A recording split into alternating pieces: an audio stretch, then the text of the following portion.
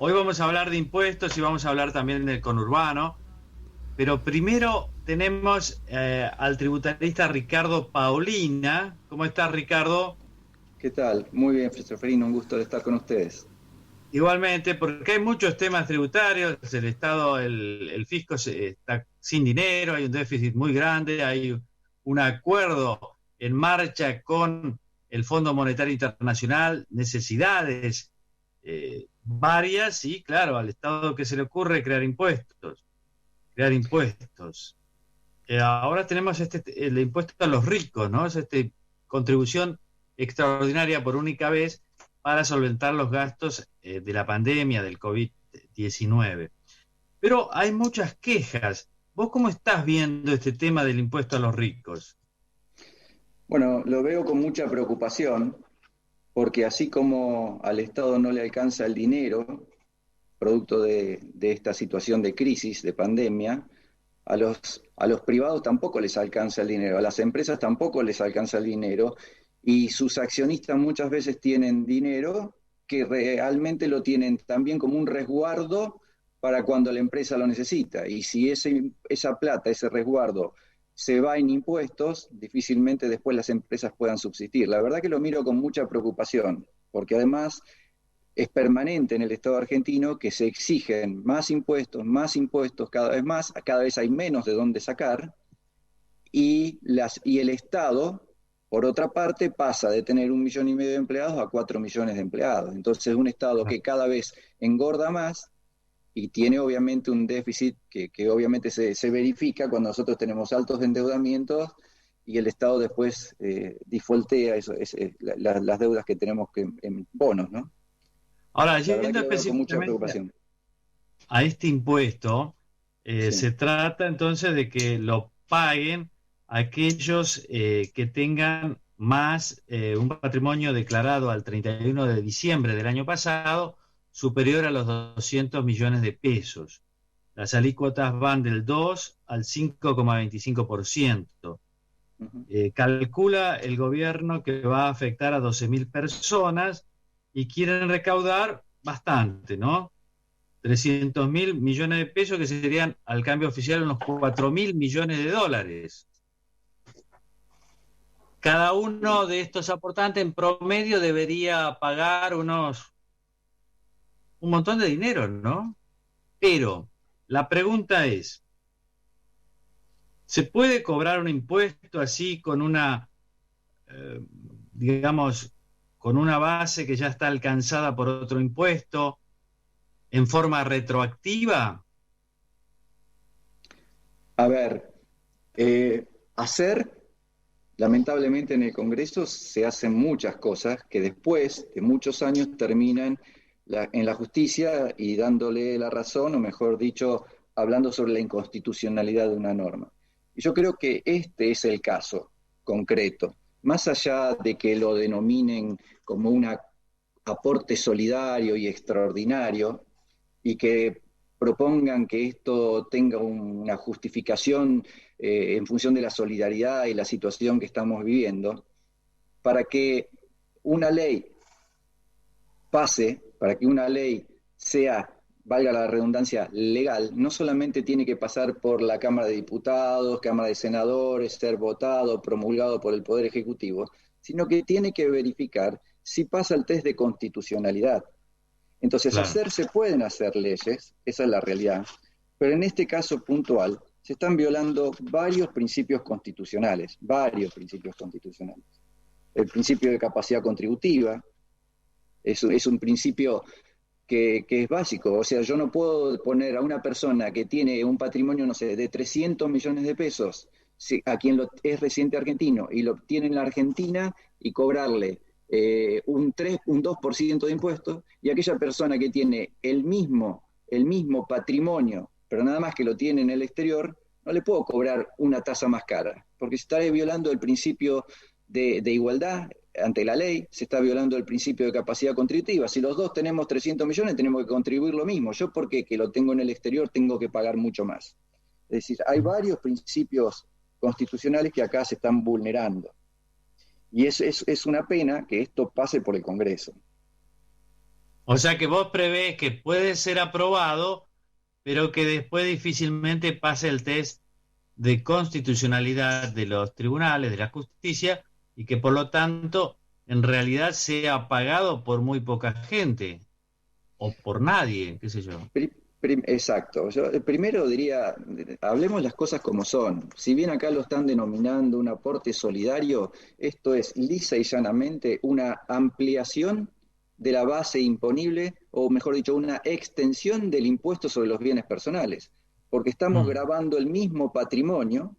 En este caso, adicionalmente, estamos sumando los bonos que pueda tener, bonos de la República Argentina que puede tener una persona, que eso estaban exentos, lo estamos sumando y se lo estamos grabando ahora. También le estamos grabando si tiene plata en la caja de ahorro, en un plazo fijo, y ahora lo estarían grabando. Es una extensión del impuesto sobre los bienes personales. Y acá lo que hay que tener en cuenta es que la suma del impuesto sobre los bienes personales más este aporte solidario, en la base, en la primer escalón, estaríamos llegando a pagar un 5,25% del patrimonio Mm. para los que tienen bienes en el exterior, y para los que tienen bienes en la Argentina se está pagando un 3,25% del total del patrimonio. Y para los que tienen en la escala máxima, que tienen más de 3.000 millones de pesos de patrimonio, si está situado en la Argentina, está tributando un 4,75% y puede llegar al 7,50% si tiene bienes en el exterior. Esta tasa combinada es total y absolutamente confiscatoria. Y lo voy a resumir. Lo hemos visto nosotros en la liquidación del impuesto sobre los bienes personales recientemente, donde el impuesto sobre los bienes personales ya les llevaba, en muchos casos, más de la renta que habían obtenido en el exterior. Entonces, ahora, con este nuevo impuesto, no es que les absorbe la renta, van a tener que vender parte de esas inversiones que tienen para pagar el impuesto. Y esto afecta, obviamente, el derecho de propiedad. Entonces va a haber una Claro. alta judicialización. Hubo mucha gente que el año pasado no lo cuestionó, mejor dicho, que el impuesto que se pagó recientemente sobre los bienes personales no lo cuestionó legalmente, dijo no quiero entrar en un litigio, pero ahora con este impuesto dijo ya no puedo pagar esta obligación, más siendo con todos estos precedentes constitucionales, así que está decidida a litigar. Bien, hay un antecedente, estaba leyendo, que fue un impuesto así, un aporte extraordinario para los gastos de la guerra de Malvinas, que también se implementó en el 82 sobre el padrón, digamos, las declaraciones impositivas del año anterior, del 81, y que incluso uno de los potenciales contribuyentes lo llevó a la Corte y la Corte falló a su favor, declarando la inconstitucionalidad de aquel tributo, ¿no?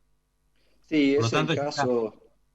ya habría antecedentes también, ¿no? Sí, exactamente. Lamentablemente se repite, habiendo un antecedente de la Corte, vuelven a cometer este tipo de errores. En ese caso puntual que comentabas, era la ley 22.604 de impuestos sobre los activos financieros, que fue un aporte también extraordinario con motivo de la guerra de Malvinas. Y en este caso se fijó, obviamente, en el impuesto que tenía que pagarse en el año 82, se fijó en forma, sobre la base imponible, se fijó también retroactiva. Es como en este caso ahora me dicen que tengo que pagar impuesto por el total del patrimonio que tenía el 31 de marzo del 2020, que tal vez ahora yo ya no lo tengo más, porque lo doné, porque hice una mala inversión y lo perdí, porque lo aporté en un fideicomiso para mis hijos, ¿no es cierto? Entonces, en ese caso la Corte declaró inconstitucional este impuesto porque justamente gravaba un patrimonio que existía en el pasado y en este caso la persona ya no lo tenía más. Entonces esto se puede dar en innumerables situaciones. O sea, desde el punto de vista técnico está bastante cuestionado. Tal vez sirva para la discusión político-mediática, ¿no? Porque siempre queda bien constituirse como un luchador contra los ricos, ¿verdad? Pero algunos dicen también esto puede afectar decisiones de inversión, es decir, gente que tiene dinero y dice, se cansa. Vos supongo que tendrás como cliente a empresarios, personas que deciden inversiones. ¿Vos crees que se enojan los que pueden invertir o no, que ven otras cosas? Es que está muy, efectivamente es así, Seferino. El contribuyente argentino está muy, muy enojado porque la cantidad de impuestos que se pagan en la Argentina los está dejando fuera de competencia con todos los países de la región. Lamentablemente, acá el empresario se ve maltratado y vemos en otros países donde los reciben con las manos abiertas. ¿Para qué? Para que hagan inversiones, no para cobrarles impuestos, para que en vez de cobrarle impuestos, hagan inversiones y creen fuentes de trabajo. Esta es la realidad y hay que comprenderlo claramente. Si el Estado crea más impuestos o aumenta los impuestos vigentes, me está sacando recursos. Y si a mí me sacan recursos, seguramente, no porque por contraposición o una respuesta, seguramente si me sacan la plata que yo tengo en la empresa y no me voy a ver impedido de tomar más gente o me voy a ver impedido de realizar inversiones. Esto hay que Claro. comprenderlo. Y la verdad, tenemos que mirar con mucha tristeza que el impuesto a la riqueza alcance a 12.000 personas, nada más que a 12.000 personas. Es lamentable pensar que los ricos en este país son 12.000, nada más. Es muy triste, porque así no va a haber gente que pueda generar más trabajo. Y hay un desaliento permanente. Cada vez que se crea un impuesto nuevo, es un desaliento a la inversión y a la seguridad jurídica. Quien se acogió al blanqueo hace unos años atrás, adhirió sabiendo que había una tasa del impuesto sobre los bienes personales del 0,25. Esto era un contrato que fue roto por parte del Estado y en lugar de pagar el 0,25, se estableció una tasa de 10 veces, se llevó al 2,25. Entonces los contratos sociales aquí en la Argentina no se están respetando y eso genera mucha alarma entre los inversores, entre la gente que puede desarrollar empresas y buscar crecer en la Argentina. No es Ahora, una buena esto me noticia. lleva a aquello que tanto se hable, aprovechando, Ricardo Paulina, que te tenemos acá, esto de las facilidades que estaría, no sé si es verdad, ahora te preguntamos a vos, otorgando del plano impositivo nuestros hermanos de Uruguay, con el nuevo gobierno, tratando de atraer argentinos pudientes para que se vayan a radicar fiscalmente allá.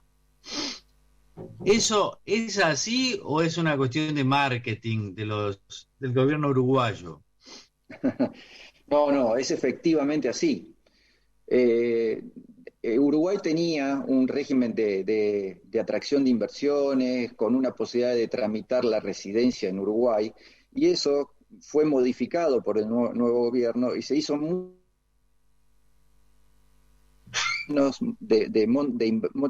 montos menores de inversión, obtener la posibilidad de trabajar, de desarrollarse, de tener la residencia y de invertir libremente, además de la seguridad jurídica que tienen nuestros países vecinos, no hablemos solo de Uruguay. Sí, esto es efectivamente así y la realidad, lo que estamos viendo es que a medida que van sucediendo cosas como estas, noticias como estas en medio de una crisis así, es una gota que va rebalsando el vaso y va impulsando a mucha gente a mudarse, a irse de la Argentina, tristemente. ¿Y vos has recibido consultas también en este sentido? Muchísimas y digamos, lamentablemente tenemos que asesorar a nuestros clientes que están tomando la decisión de irse. Sí, muchas consultas hay. Hay mucha gente que está haciendo los cambios de residencia, se está yendo de la Argentina. Después verá más adelante si vuelve o no.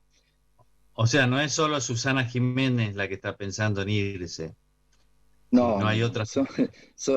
Hay muchos empresarios, lamentablemente, y quien está pensando en irse es gente que tiene patrimonio y que puede irse con ese patrimonio y empezar de cero en otro lugar. No, claro, es una pérdida porque se te va la gente más dinámica también, ¿no? Totalmente. Es la gente que tiene capacidad para invertir y quien invierte crea fuentes de trabajo. Esto hay que entenderlo.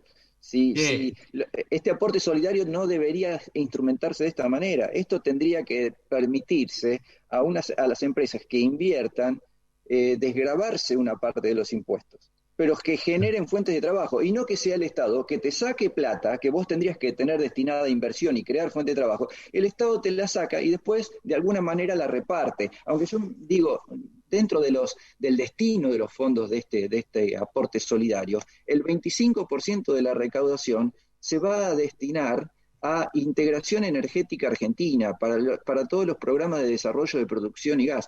Integración energética argentina es la ex Enarsa.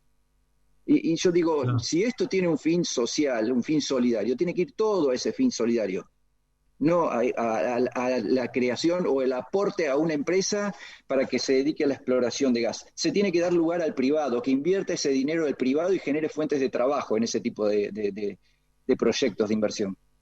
Claro, con Uruguay sería, se nos va Marcos Galperín, el fundador de Mercado Libre, y se queda Juan Grabois, por ejemplo.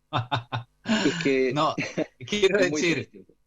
es triste porque está bien, yo creo que la pulsión hacia la igualdad está perfecto, siempre lo tenés que tener, ¿no? Pero hacia arriba. No, pero tenés que hacer, y además ellos también podrían empezar reduciendo un poco el gasto público, porque si la medida, si no reducen el gasto público, no va a haber impuestos que alcancen, como de hecho no es un país que se paga poco impuesto, me parece a mí, ¿no? No, es un país que se paga muchos impuestos. El nivel de presión tributaria en la Argentina es elevadísimo, mucho más que muchos países desarrollados, más que España, más que Italia, más que Alemania, y estamos cerca del nivel de los países escandinavos, con obviamente otra calidad distinta de servicios. Y eso es sin sumar que hay mucha gente que tiene que pagar su propia seguridad, que tiene que pagar su propio sistema de salud. Son muchos millones de personas que pagan los sistemas de salud privados, porque privado no es solamente una empresa privada. Digamos, una obra social también no es del Estado, también se considera dentro de la actividad privada, es una afiliación, ¿no es cierto? Claro. Entonces, Ahora, viste que estamos iniciando conversaciones con el Fondo Monetario Internacional y claro, el fondo lo que quiere es que le paguemos el crédito contraído por la administración anterior, pero también tiene un plan que es bastante ortodoxo, muy fiscalista, y ellos impulsan una reforma tributaria, ¿no? También una reforma fiscal del gasto público, es cierto, pero bueno, y previsional, pero bueno, eso es más difícil para la política. ¿Vos ves en el horizonte cercano, digamos, una reforma tributaria? ¿Se están preparando ustedes o creen que no va a llegar? Todos estos comentarios que sacaba Marcelo Bonelli, el viernes pasado en la columna habitual de Clarín sobre un aumento en, en la tasa del impuesto a las ganancias, llevarlo de 35 al 41%, 43%. ¿Vos crees que eso es posible o son solo versiones? yo creo que sí, que es posible, y esto va a agravar más la situación, porque a medida que, primero que en la Argentina ya no hay más tolerancia a mayores impuestos, a más impuestos, ni a aumentar los impuestos vigentes. No hay tolerancia a más presión tributaria. ¿Por qué digo esto? Porque si esto no va acompañado de un plan integral de reforma del Estado, no es sostenible. Y aumentar la presión tributaria lo único que va a hacer es ahuyentar inversiones o terminar de definir, porque ya pedirle a inversores extranjeros que vengan a la Argentina es, es muy lamentable tener que explicarle a un inversor extranjero cómo estamos cambiando permanentemente las reglas de juego desde el punto de vista cambiario, etcétera. Con lo cual, pedirle a inversores extranjeros que vengan a la Argentina no es nadar contra la corriente. Y aumentar los impuestos lo único que va a hacer es que quienes actualmente tienen invertido capital en la Argentina se decidan a no invertir un peso más. Y esto no es algo que yo estoy pregonando, esto es lo que yo estoy viendo y lo veo porque en países de la región la imposición no es de esta magnitud y se permite trabajar y competir.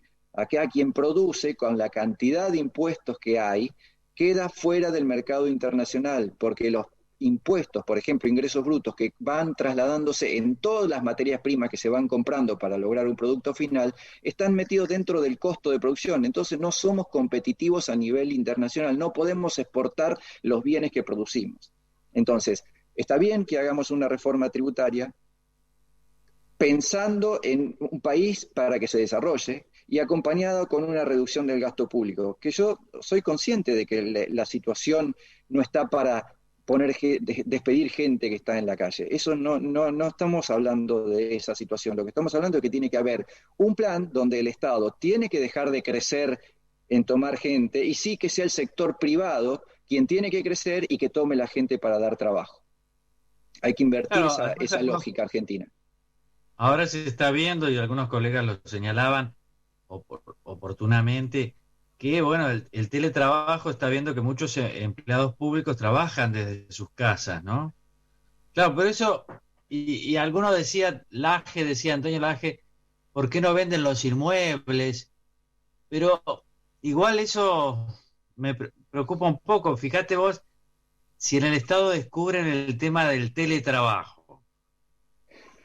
la cantidad de empleados que se pueden tomar con la excusa de, no, está haciendo trabajo remoto, es al infinito, ¿no? Porque ahora por lo menos tenían que ir, y si tenés que ir, tenés que fichar, y bueno, se las arreglan igual. Pero fíjate con el teletrabajo, no creo que funcione por ahí, pero sí, algo van a tener que hacer con el gasto público, porque realmente la presión fiscal es fuerte, y como decís vos, a pesar de la pandemia, otros países de la región que la están pasando mal y tal vez peor que nosotros desde el punto de vista sanitario, bueno, siguen con una conducta. Por ejemplo, desde Chile, que con todos los problemas que ha tenido, anuncia la licitación del 5G mientras nosotros congelamos todos acá. Hasta Uruguay, que mejora en lo sanitario que nosotros y el resto, sigue con su política de promoción y atracción de inversiones. Brasil también muy mal desde lo sanitario, pero que continúan con su política de atracción. De hecho, algunas empresas que se van de acá se van para allá. No nos olvidemos de Paraguay también. Paraguay cómo ha crecido y cómo sigue, ¿no? Es como que este país se fuera regalando parte de su energía a Brasil, a Uruguay, a Chile, También. a Paraguay, y acá parece que no nos estamos dando cuenta, ¿no? Nosotros hay una lógica que hay que revertir. Leía que el ministro Guzmán va a presentar el presupuesto que va a tener un déficit proyectado del 4%, y entiendo que debe ser lo mejor que se puede hacer después de este año, que no sé, los pronósticos hablan del 7 al 10% de déficit. Primario. ¿Y qué han hecho países como Chile, como Uruguay, países europeos, Estados Unidos en esta pandemia? Bueno, han emitido, pero después de la emisión vendrá un rescate de ese dinero. Y también algunos países que están en condiciones se han endeudado. Bueno, Argentina no tiene chances de endeudarse, entonces, ¿cómo vamos a sostener un déficit a lo largo del tiempo si no es con emisión o endeudamiento? Entonces, si nosotros no revertimos esta lógica, vamos a tener que seguir hablando de aumentar impuestos, de no ser atractivo para las inversiones, entonces va a haber cada vez menos fuente de trabajo y el país va a seguir en una cadena lamentable y muy triste de defaultear el pago de su deuda. Hay Bueno, que revertir esta Ricardo lógica. Paulina está demostrando que yo creo que son los contadores los que mejor saben lo que pasa en la realidad, en la economía real de la Argentina. No hay otra persona, tal vez el carnicero, pero los contadores ahí, porque ustedes tienen que atender sobre los temas concretos, ¿no? Personas de carne y hueso que tienen que pagar impuestos en distintas situaciones, monotributistas, autónomos, los que, los que pagan bienes personales, todo el mundo tiene algo que pagar, y ustedes conocen y tienen clientes en los más variados estratos sociales. Ricardo Paulina, muchas gracias por haber estado con nosotros, ¿eh? Un placer haberlos acompañado. Muchas gracias, Seferino.